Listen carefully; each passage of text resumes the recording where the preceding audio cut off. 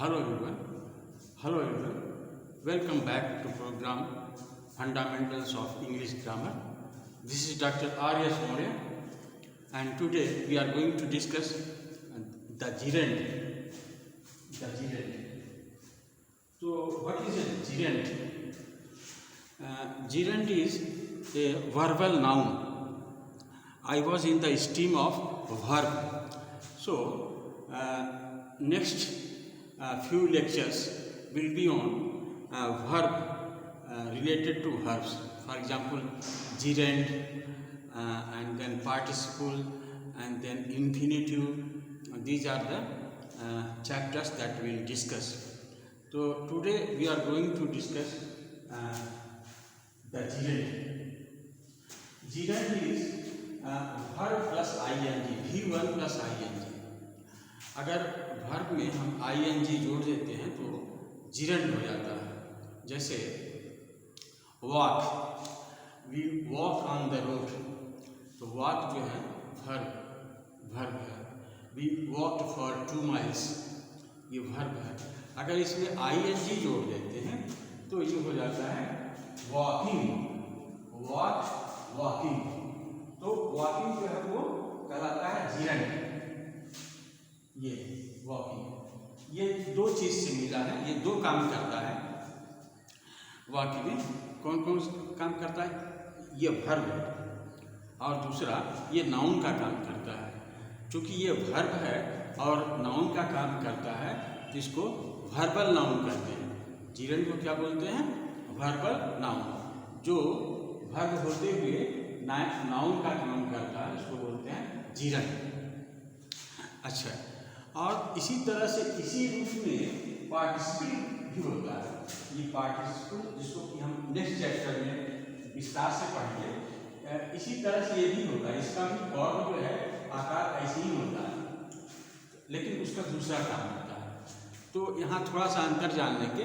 जो पार्टिसिपल है वो भी वर्ब है, वर्ब से बना हुआ है, लेकिन दोनों में जो मेन डिफरेंस है कि पार्टिसिपल जो है वो वर्बल एडजेक्टिव है। वर्बल एडजेक्टिव मतलब वर्ब से बना है और लेकिन एडजेक्टिव का काम करता है।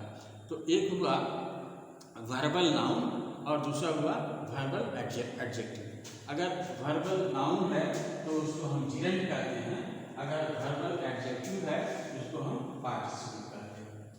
ये बात समझ में आई? अच्छा, अब now we come to the next point कि हम कैसे अलग करेंगे, कैसे हम जानेंगे कि ये gerund है या और ये पार्टिसिपल है। तो हम बताएं कि काम किसी वाक्य में जो काम होता है, काम की वजह से जानते हैं। तो काम का क्या मतलब है? जैसे नाउन जो काम करता है वाक्य में, तो कोई बता सकता है कि वाक्य में नाउन क्या काम करता है? और वाक्य में एडजेक्टिव का क्या काम करता है? अगर दोनों चीज़ को समझ जाओगे तो ये वर्बल, gerund और पार्टिसिपल को समझ जाओगे। तो जो नाउन का काम है किसी वाक्य में, वो किसी वर्ब का सब्जेक्ट होता है, किसी क्रिया का वो कर्ता होता है, किसी क्रिया का वो कर्म भी होता है और वर्ब का पूरक होता है। वर्ब का पूरक, क्रिया का पूरक होता है, प्रीपोजिशन का ऑब्जेक्ट होता है, एपोजिशन ऑफ नाउन, नाउन की व्याख्या करता है। ये जो है नाउन का काम होता है। किसी वाक्य में नाउन का ये काम होता है। ये सब्जेक्ट की जगह आता है, ऑब्जेक्ट की जगह आता है, ऑब्जेक्ट टू प्रीपोजिशन होता है, कम्प्लीमेंट टू वर्ब होता है, और फिर इसके बाद नाउन एपोजिशन होता है, नाउन की व्याख्या करता है। तो ये नाउन का काम हुआ। और एडजेक्टिव का क्या काम होता है? तो आपको बताया गया कि एडजेक्टिव का काम होता है कि किसी की विशेषता बताना, नाउन या प्रोनाउन की विशेषता बताना। तो नाउन या प्रोनाउन की विशेषता बताना, इस दूसरे शब्दों में क्या कर सकते हैं? हम ऐसे एडजेक्टिव की परिभाषा दे रहे हैं, आप उसको नोट कर लीजिए। एडजेक्टिव जो है वो नाउन या प्रोनाउन के बारे में कुछ और इंफॉर्मेशन देता है। An adjective gives information about noun और pronoun, some more information about noun and pronoun. जैसे बुक है तो एक तो इंफॉर्मेशन ऑलरेडी हम लोगों के पास है कि ये किताब है, और फिर ये कहें कि ये ग्रामर की किताब है, ये दूसरी सूचना हुई। ये लाल किताब है, ये दूसरी सूचना हुई। ये मोटी और लाल किताब है, ये दूसरी सूचना हुई। तो मोटी और लाल किताब ये सब क्या है? एडजेक्टिव है जो किताब के बारे में कुछ और सूचना, जैसे गाय है तो ब्लैक काउ।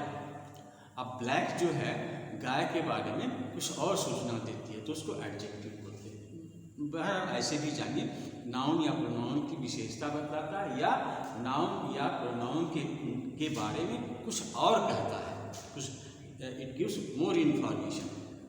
तो ये हुआ। तो अब हम देखते हैं कि कैसे जो है दोनों को अलग करेंगे, कि कैसे जीरंड है और कैसे ये पार्टिसिपल है।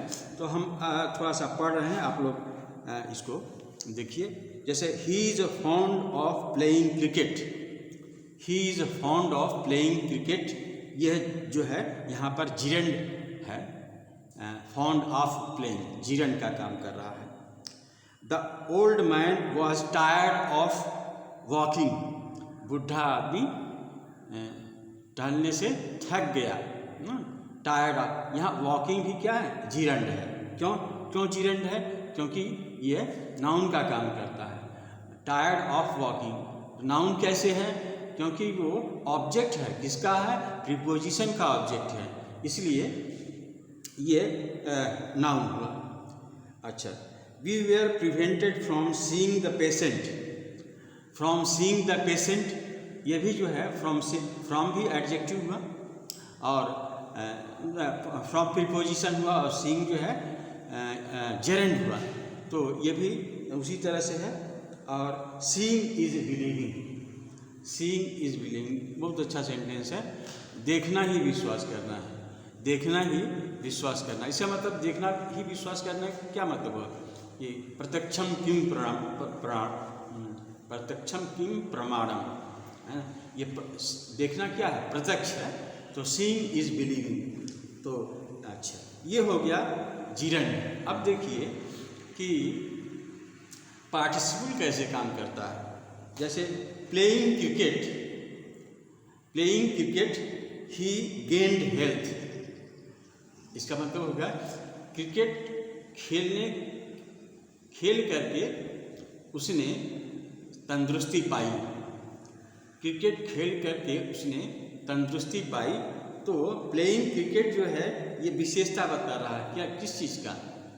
ही का, ही की विशेषता बता रहा है ना कि वॉकिंग अलोंग द रोड, सड़क के किनारे जा करके ही नोटिस्ड ए लॉन्ग स्नेक, एक लंबा सांप देखा। रोड के किनारे उसने लंबा सांप देखा। अच्छा, जैसे अब जीरंड में क्या है? Seeing is believing, seeing is believing. तो ये जीरंड है, लेकिन अगर इसको पार्टिसिपल में कैसा बनाना होगा, कैसे कहेंगे? Seeing comma he believed, seeing he believed, देख करके उसे विश्वास हो गया।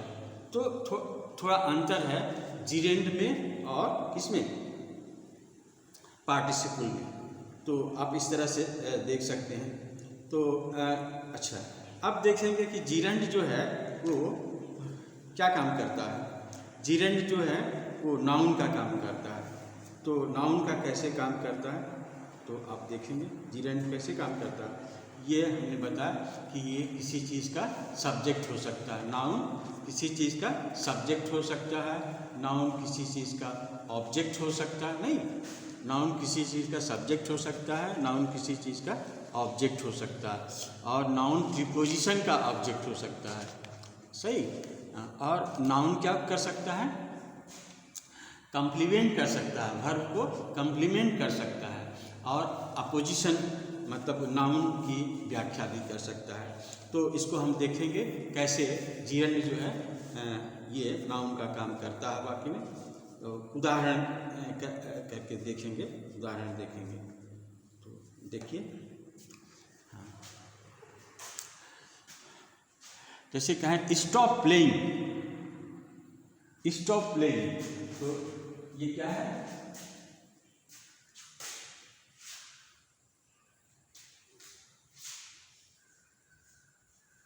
Stop playing.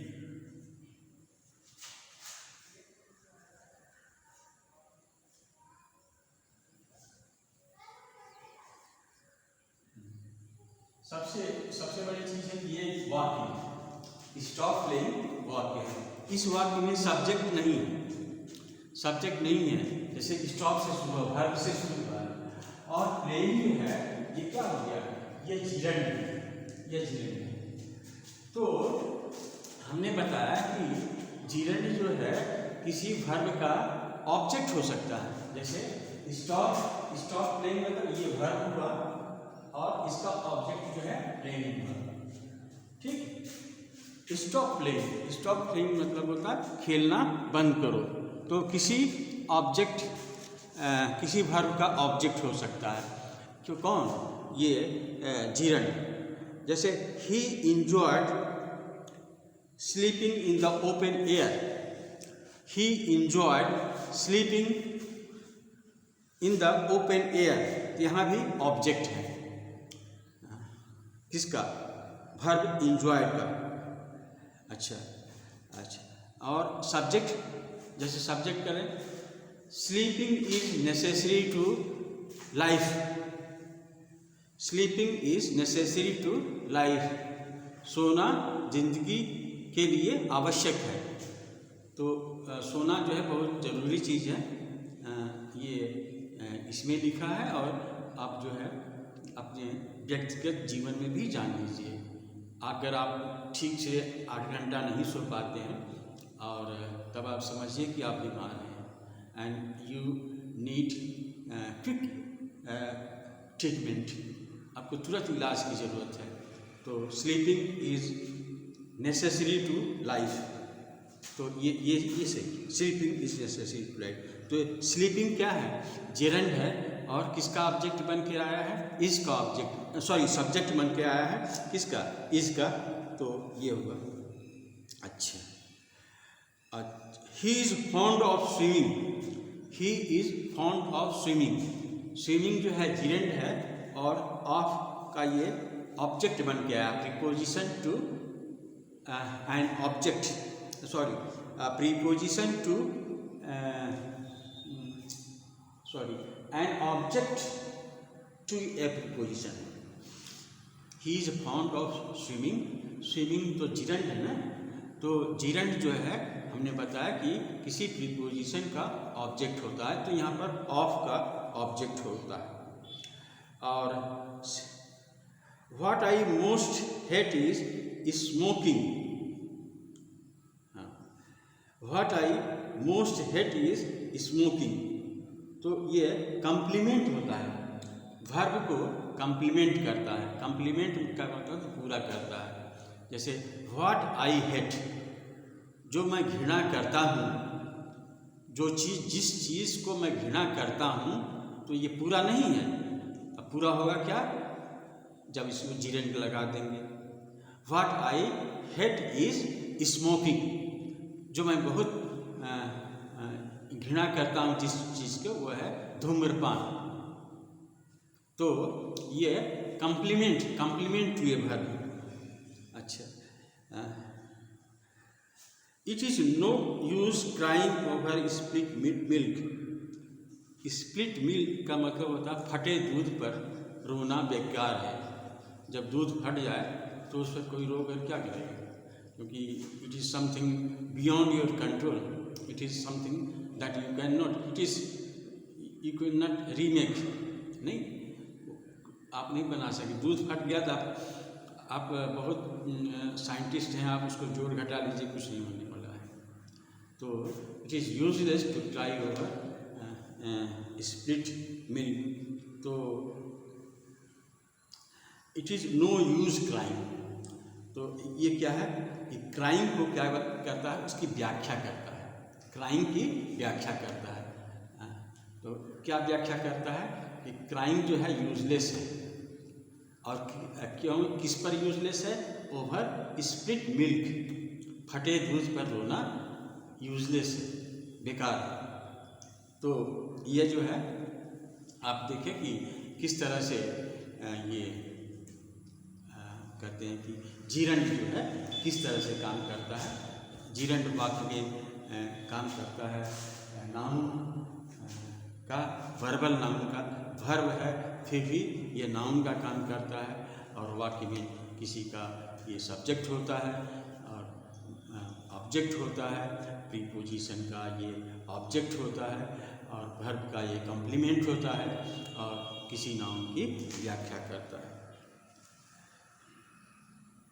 अच्छा, ये यहीं तक नहीं है, ये कंपाउंड नाउन बनाता है। जैसे कुछ ऐसे उदाहरण देखते हैं। हाँ, वॉकिंग स्टिक, जैसे अगर हम कहें कि वॉकिंग स्टिक, वॉकिंग स्टिक मतलब होता है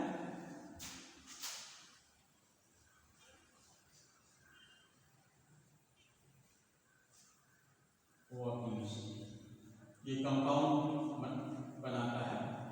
तो ए स्टिक फॉर वॉकिंग, छड़ी, टहलने के लिए छड़ी होता है, उसको कहते हैं स्टिक फॉर वॉकिंग। और इसी तरह से राइटिंग टेबल कहते हैं, a table for writing is writing table. तो ऐसे करके ये कंपाउंड नाउन रिफ्रेम करता है, टेबल फॉर राइटिंग। और frying pan, frying pan, pan जो होता है, छिछली कढ़ाई होती है जिसमें फ्राई किया जाता है, तो ए पैन फॉर फ्राइंग।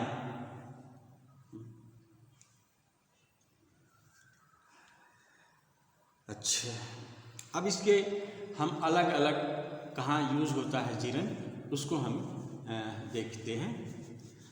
तो जीरंड विथ एन ऑब्जेक्ट, जैसे कहें he is clever at teaching, he is clever at teaching mathematics. तो ऑब्जेक्ट के रूप में he is clever at, preposition का ये ऑब्जेक्ट बन के आया है। He is clever at teaching, preposition का ऑब्जेक्ट बन के आया है। He is clever at teaching mathematics, या कोई भी subject in that matter whatsoever. तो he is clever at teaching maths, he is clever teaching us, he is clever at teaching के बाद अब उसको छोड़े, he is clever at teaching his son mathematics. अब देखिए ये दो ऑब्जेक्ट आ गया, he transitive verb, he is clever at teaching his son mathematics. He is pleased as being taught math, ऐसे भी कह सकते हैं, ही इज़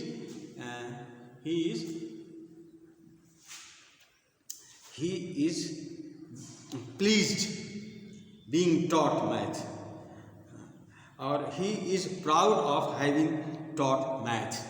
तो इसको ऐसे बनाया जा सकता है। और इसके जैसे जीरंड विथ पजेसिव एडजेक्टिव और noun in the generative case. Generative का मतलब होता है जैसे मोहन्स बुक, मोहन की किताब, नहीं, स्कूल बॉय, स्कूल का लड़का, ऐसे करके होता है। तो इसमें भी जीरंड का प्रयोग होता है। जैसे देखिए, he was displeased at the barbers note,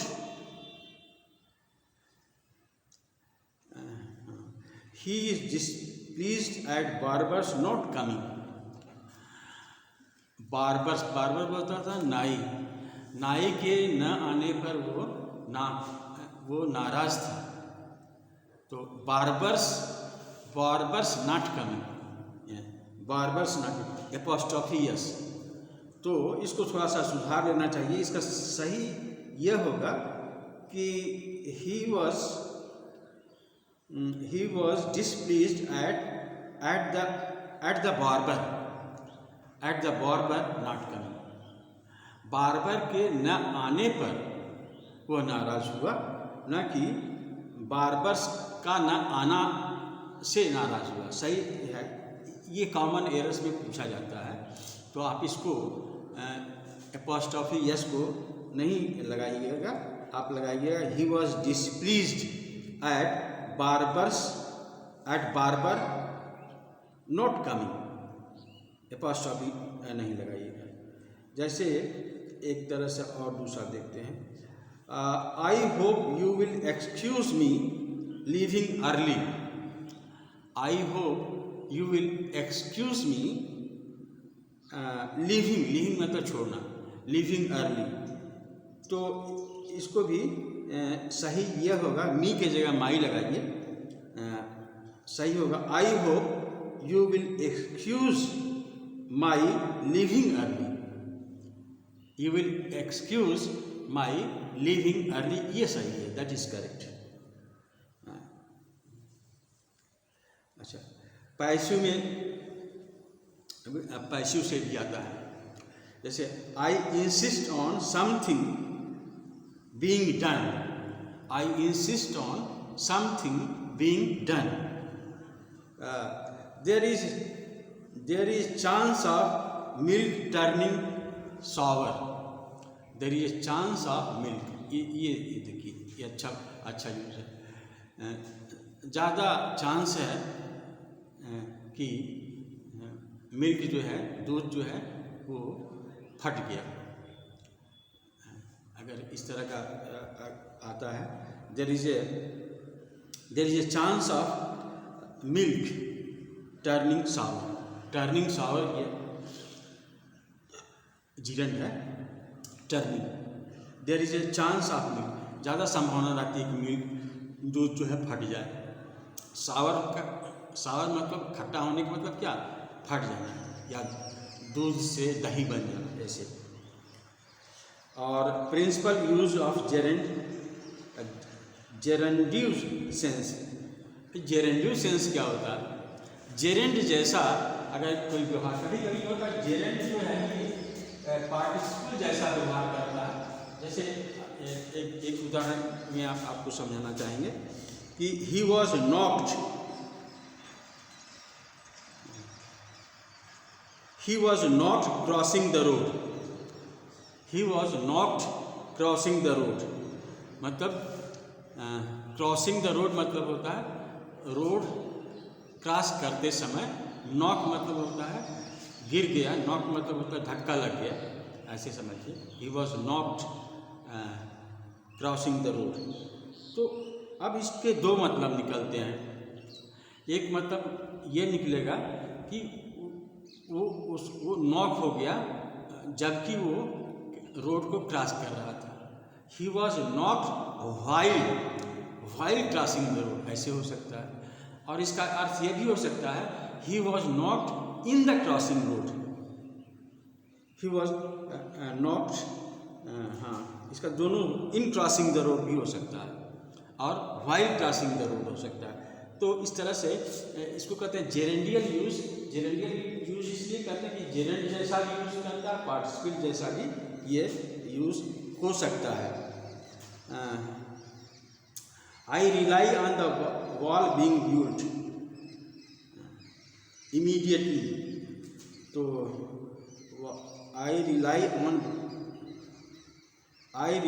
on the walls, हाँ बीइंग बिल्ट को होगा एपोस्ट्रोफी हट जाएगा, जैसे हमने बताया, ये होगा आई rely on the walls being built immediately. और एक चीज़ और हम भूल जा रहे हैं, हाँ ये हमने बताया कल इन्फिनिटिव आपको बताएंगे। तो इन्फिनिटिव और कहीं कहीं जो है इन्फिनिटिव और जीरन दोनों का काम एक ही होता है, फॉर्म अलग अलग होता है। जैसे हम ये कहें कि to see is to believe, to see is to believe, इसका क्या मतलब हो गया? देखना ही विश्वास करना है, नहीं, to see is to believe. अगर ये टू सी लिखेंगे तो टू प्लस वर्ब V1 हो गया, इसके जगह टू सी, ये इन्फिनिटिव हो गया, to see is to believe, ये भी सही है और इसका मतलब भी वही निकलता है जैसा कि जीरन का seeing is believing, seeing is believing is exactly the same, has the same meaning, to see is to believe. तो this is all about I talk to you gerund के बारे में आपको बताया। अब कल आपको इन्फिनिटिव के बारे में बताएंगे, तो इन्फिनिटिव और बने रहिए, शेयर कीजिए, सब्सक्राइब कीजिए, और ये आपका चैनल है, आप जितना ज़्यादा प्रमोट करेंगे आपको उतना अच्छा मटेरियल मिलेगा। मैंने बताया कि ये नेवर एंडिंग क्लास है, समझना, और I can go at a stage for so many months, maybe so many years। अगर आप सपोर्ट देते हैं तो ये सालों जा सकता है, साल से ज़्यादा भी जा सकता है, विदाउट रिपीटिंग इट। तो be sure that I am here to teach you and your brothers and your sisters and everyone who love English. Thank you very much.